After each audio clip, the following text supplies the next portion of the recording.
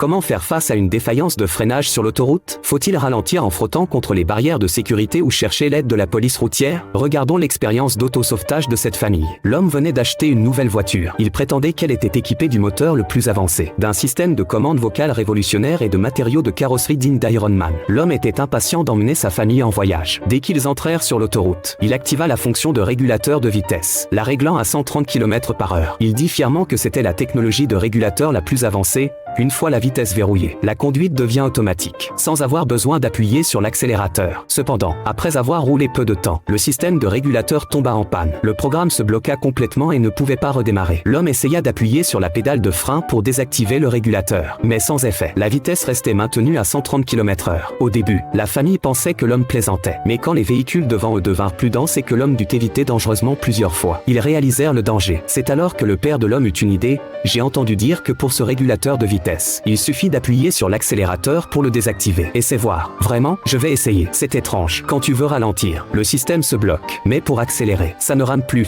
Le vieil homme demanda à l'homme d'essayer encore une fois tout à l'heure. Tu n'as peut-être pas appuyé correctement sur l'accélérateur. Essaie d'appuyer à fond sur l'accélérateur, puis relâche.